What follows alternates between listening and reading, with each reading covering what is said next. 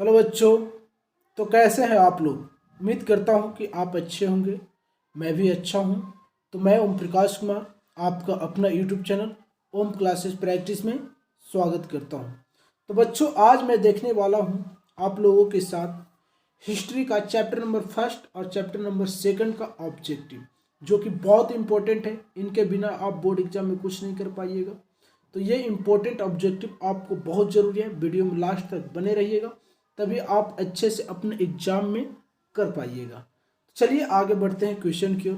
पहला चैप्टर हमारा first chapter का यूरोप में राष्ट्रवाद। तो पहला इस क्वेश्चन क्या है कि इटली तथा जर्मनी वर्तमान में किस महादेश के अंतर्गत आते हैं। इटली और जर्मनी है जो वर्तमान में किस महादेश के अंतर्गत आते हैं। तो यूरोप महादेश के अंतर्गत आता है, उत्तरी अमेरिका नहीं, दक्षिणी अमेरिका नहीं, यूरोप महादेश के अंतर्गत इटली और जर्मनी आते हैं। अगला क्वेश्चन है कि फ्रांस में किस शासन वंश की पूर्ण स्थापना वीना कांग्रेस द्वारा किया गया। फ्रांस में किस शासन वंश की पूर्ण स्थापना वीना कांग्रेस द्वारा की गई थी। फ्रांस में किस शासन वंश की पूर्ण स्थापना वीना कांग्रेस द्वारा की गई थी। तो ये बुर्बो वंश के द्वारा किया गया था। किसके द्वारा? बुर्बो वंश के द्वारा किया गया था। अगला क्वेश्चन है मेजनी का संबंध किस संगठन से था। मेजनी का संबंध किस संगठन से था। तो मेजनी का संबंध कार्बोनरी संगठन से था। किससे था? कार्बोनरी संगठन से था। इटली एवं जर्मनी के एकीकरण के विरुद्ध निम्न में से कौन था। इटली एवं जर्मनी के एकीकरण के विरुद्ध निम्न में कौन था। इनमें से कौन था जो इटली एवं जर्मनी के एकीकरण के विरुद्ध था। कौन था जल्दी बताइएगा। इंग्लैंड था? नहीं। रूस? नहीं। ऑस्ट्रिया। कौन था? ऑस्ट्रिया। अगला क्वेश्चन है आपका काउंट काबूर को विक्टर एमैनुअल ने किस पद पर नियुक्त किया। काउंट काबूर को विक्टर इमैनुअल ने किस पद पर नियुक्त किया था। किस पद पर नियुक्त किया। तो किस पद पर नियुक्त किया था? राष्ट्रपति के पद पर? नहीं। फ्रांस के राजदूत के पद पर? नहीं। प्रधानमंत्री के पद पर। गैरीबाल्ड पेशे से क्या था? गैरीबाल्डी जो था पेशे से क्या था। तो गैरीबाल्डी पेशे से नाविक था। क्या था? पेशे से नाविक था। Option number D. अगला क्वेश्चन है जर्मन राइन राज्य का निर्माण किसने किया था। जर्मन राइन राज्य का निर्माण किसने किया था। तो नेपोलियन बोनापार्ट ने किया था। कौन किया था? Napoleon Bonaparte. बहुत इंपॉर्टेंट क्वेश्चन है। 14 में पूछा गया और 16 में भी पूछा गया। अगला क्वेश्चन है जालबेरिन कैसी संस्था थी। जालबेरिन कैसी संस्था थी। तो जालबेरिन एक व्यापारिक की संस्था थी। व्यापारियों की संस्था थी। क्या थे जालबेरिन? व्यापारियों की एक संस्था थी। अगला क्वेश्चन है रक्त एवं लौह की नीति का अवलंबन किसने किया। रक्त एवं लौह की नीति का अवलंबन किसने किया। तो रक्त और लौह की नीति का अवलंबन किसने किया? मेजनी नहीं, हिटलर नहीं, बिस्मार्क ने किया था। किसने किया था?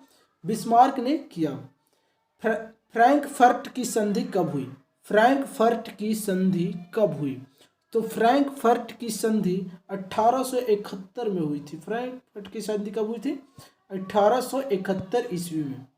अगले क्वेश्चन की ओर बढ़ते हैं यूरोपवासियों के लिए किस देश का साहित्य एवं ज्ञान विज्ञान प्रेरणा स्रोत रहा। यूरोपवासियों के लिए किस देश का साहित्य एवं ज्ञान विज्ञान प्रेरणा स्रोत रहा।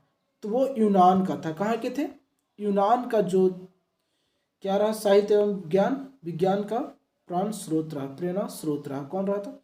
नेपल्स की क्रांति कब हुई। नेपल्स की क्रांति कब हुई। तो नेपल्स की क्रांति 1821 ईस्वी में हुई थी। कब हुई थी? 1821 ईस्वी में। चार्टिस्ट आंदोलन कहाँ हुआ। चार्टिस्ट आंदोलन कहाँ हुआ। तो चार्टिस्ट आंदोलन जो था इंग्लैंड में हुआ था। चार्टिस्ट आंदोलन कहाँ हुआ था? इंग्लैंड में हुआ था। Option number D. यूनान को एक स्वतंत्र राष्ट्र घोषित किया गया। यूनान को एक स्वतंत्र राष्ट्र घोषित किया गया। तो 1832 ईस्वी में उनको एक स्वतंत्र राष्ट्र घोषित किया गया था। अगला क्वेश्चन है ऐतिहासिक द्वंद्ववाद की व्याख्या किसने की। ऐतिहासिक द्वंद्ववाद की व्याख्या किसने की। तो हिगेल ने किया था। किसने किए थे? हिगेल ने किए। चैनल पे नए हैं तो चैनल को सब्सक्राइब कर लीजिएगा, और वीडियो पसंद आए तो वीडियो को लाइक कर दीजिएगा, और वीडियो के लास्ट तक बने रहिएगा ताकि आपका अच्छे से क्लियर हो पाए। अगले क्वेश्चन है, एड्रियानोपुल की संधि कब हुई? एड्रियानोपुल की संधि कब हुई? तो एड्रियानोपुल की संधि 1829 ईस्वी में हुई थी। कब हुई थी? 1829 ईस्वी में। एड्रियानोपुल की संधि किन दो देशों के बीच हुई? एड्रियानोपुल की संधि किन दो देशों के बीच हुई? तो वो तुर्की और रूस के बीच हुआ था। किसके बीच? तुर्की और रूस के बीच। अगला क्वेश्चन है, सेडोन का युद्ध किन के बीच हुआ? सेडोन का युद्ध किन के बीच हुआ? तो फ्रांस और पर्सा के बीच सेडोन का युद्ध हुआ था। फ्रांस और पर्सा के बीच सेडोन का युद्ध हुआ था। किस देश का हंगरी पर पूर्ण आधिपत्य था? किस देश का हंगरी पर पूर्ण आधिपत्य था? किस देश का था? जल्दी बताइएगा आप लोग, किस देश का था? फ्रांस का था? नहीं। ऑस्ट्रिया का था? ऑस्ट्रिया का था। ठीक है। पोलैंड के विद्रोह को किसने कुचल दिया? पोलैंड के विद्रोह को किसने कुचल दिया? तो पोलैंड के विद्रोह को रूस ने कुचल दिया। किसने कुचल दिया था? रूस ने कुचल दिया। सन 1870 में फ्रांस और पर्सा के बीच युद्ध कहाँ हुआ था? सन 1870 ईस्वी में फ्रांस और पर्सा के बीच युद्ध कहाँ हुआ था? तो सिडोन में हुआ था। कहाँ हुआ था? सिडोन में। सिडोन में। अगले क्वेश्चन की ओर बढ़ते हैं। किस युद्ध के बाद जर्मनी की एकीकरण पूरा हुआ? किस युद्ध के बाद जर्मनी का एकीकरण पूरा हुआ? जल्दी बताइए, किस युद्ध के बाद जर्मनी का एकीकरण पूरा हुआ? सिडोन युद्ध के बाद। क्रीमिया युद्ध के बाद नहीं, सेडोवा नहीं, पर्सा नहीं, सिडोन युद्ध के बाद। यंग यूरोप का संस्थापक कौन था? यंग यूरोप का संस्थापक मेजनी था। कौन था? मेजनी था। यूरोप का मरीज किसे कहा जाता था? देखिए 2019 में पूछा गया, ये भी 2019 में, ये भी 2019 में, ये 18 में पूछा गया था। यूरोप का मरीज किसे कहा जाता था? तो यूरोप का मरीज तुर्की को कहा जाता था। वियना कांग्रेस कब हुआ था? वियना कांग्रेस कब हुआ था? तो वियना कांग्रेस 1815 ईस्वी में हुआ था। अगले क्वेश्चन की ओर बढ़ते हैं। अगला क्वेश्चन है कि जर्मनी के एकीकरण का प्रमुख वास्तुकार कौन था? जर्मनी के एकीकरण का प्रमुख वास्तुकार कौन था? ये 2021 में ये क्वेश्चन पूछा गया है। तो बिस्मार्क थे। कौन थे? बिस्मार्क थे। ठीक है। इटली के एकीकरण में निम्न में से किसका संबंध नहीं है? यहाँ पे बहुत सारे लोग हैं, इसमें से किसका संबंध इटली के एकीकरण में नहीं है? तो बिस्मार्क का संबंध इटली के एकीकरण में नहीं है। 1830 की क्रांति के बाद फ्रांस में किस प्रकार का शासन स्थापित हुआ? 1830 की क्रांति के बाद फ्रांस में किस प्रकार का शासन स्थापित हुआ? तो जल्दी बताइए। संघीय शासन व्यवस्था नहीं, संवैधानिक राजतंत्र। क्या हुआ? संवैधानिक राजतंत्र। जर्मनी के एकीकरण के लिए कौन उत्तरदायी था? जर्मनी के एकीकरण के लिए कौन उत्तरदायी था? तो ये कौन उत्तरदायी था? कौन काबूर नहीं, बिस्मार्क। कौन थे? बिस्मार्क। 1871 में कौन सी संधि हुई? 1871 में कौन सी संधि हुई थी? जल्दी बताइएगा। तो फ्रैंकफर्ट की संधि हुई थी। 1871 में फ्रैंकफर्ट की संधि हुई थी। अगला चैप्टर है हमारा समाजवाद एवं साम्यवाद। इसके बाद आपको किसी से ऑब्जेक्टिव करने की जरूरत नहीं होगा। ठीक है। आप अच्छे से इस ऑब्जेक्टिव को क्लियर करिए। इससे बाहर एक भी क्वेश्चन आपको बोर्ड एग्जाम में नहीं देखने को मिलेगा। अगला क्वेश्चन है, रूस में कृषक दास प्रथा का अंत कब हुआ? रूस में कृषक दास प्रथा का अंत कब हुआ? तो इनका अंत 1861 ईस्वी में हुआ था। कब हुआ? 1861 ईस्वी में। रूस में जार का अर्थ क्या होता है? रूस में जार का अर्थ क्या होता है? पीने का बर्तन नहीं, पानी रखने का मिट्टी, रूस का नहीं। रूस का सम्राट। जार का मतलब क्या होता है रूस में? रूस का सम्राट, रूस का राजा। चलो, कार्ल मार्क्स का जन्म कहाँ हुआ था? कार्ल मार्क्स का जन्म कहाँ हुआ था? तो कार्ल मार्क्स का जन्म सभी को याद होगा, इंग्लैंड में नहीं हुआ था, जर्मनी में हुआ था। कार्ल मार्क्स का जन्म कहाँ हुआ था? जर्मनी में हुआ था। साम्यवादी शासन का पहला प्रयोग कहाँ हुआ था? साम्यवादी शासन का पहला प्रयोग कहाँ हुआ था? तो पहला प्रयोग इसका रूस में हुआ था। कहाँ हुआ था? रूस में हुआ था। निम्नांकित में कौन यूरोपियन समाजवादी नहीं था? यहाँ पे जो लिखा हुआ है कौन इसमें यूरोपीय समाजवादी नहीं थे, जल्दी बताइएगा। लुई वॉलो नहीं, ये तो थे।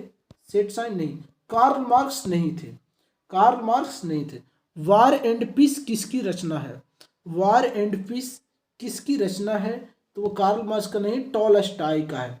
वार एंड पीस किसकी रचना है? टॉलस्टॉय का है। किसकी रचना है? टॉलस्टॉय का है।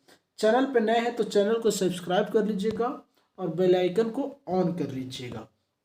अगले क्वेश्चन की ओर बढ़ते हैं। बोल्शेविक क्रांति कब हुई? बोल्शेविक क्रांति कब हुई? तो ये नवंबर 1917 ईस्वी में हुआ था। फरवरी 1917 नहीं, नवंबर 1917 ईस्वी में हुआ था। बोल्शेविक क्रांति कब हुआ? नवंबर 1917 ईस्वी। क्वेश्चन कितना रिपीट? 2012 में, 18 में, 20 में, 20 में। अब बताओ 23 में बारी नहीं है इसका? 23 में जरूर पूछा जाएगा। लाल सेना का गठन किसने किया था? लाल सेना का गठन किसने किया था? तो कार्ल मार्क्स नहीं, ये भी नहीं।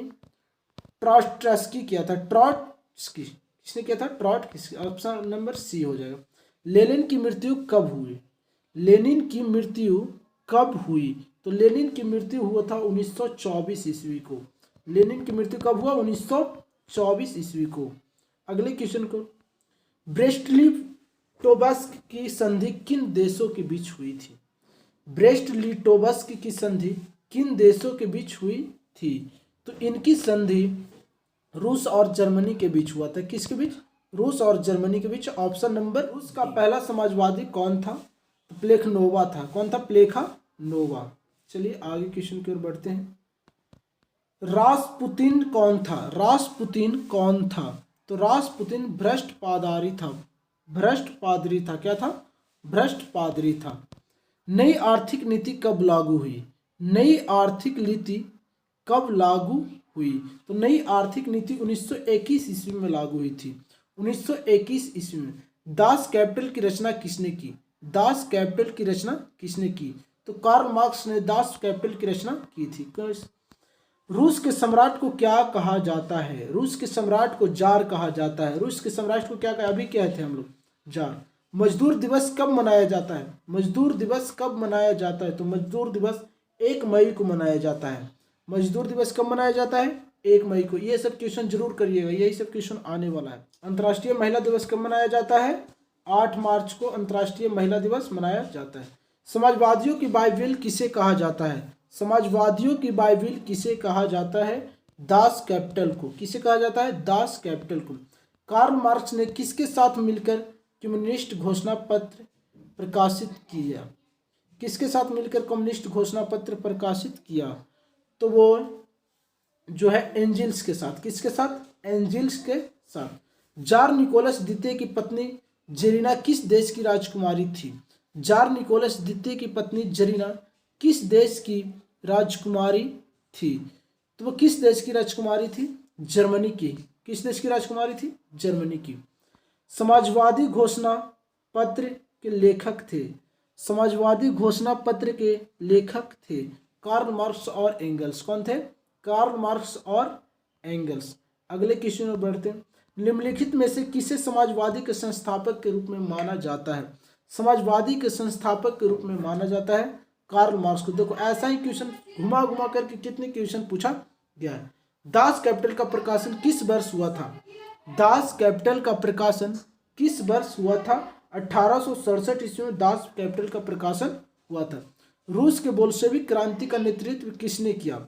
रूस के बोल्शेविक क्रांति का नेतृत्व लेनिन ने किया। किसने किया? लेनिन ने किया।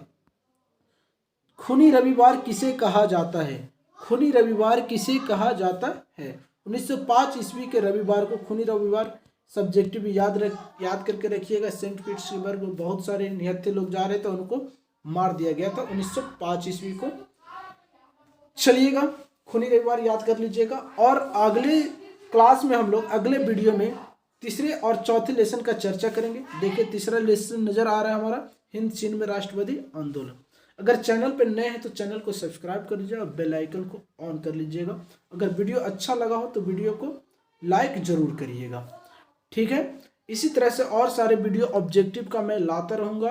और अगर जो बच्चे साइंस और सोशल साइंस का वीडियो ऑब्जेक्टिव नहीं देख पाए, हिंदी संस्कृत का नहीं देख पाए हैं, तो इसी चैनल पे इसी वीडियो में मैं आपको लिंक डिस्क्रिप्शन में दे दूंगा, आप देख लीजिएगा। जय हिंद।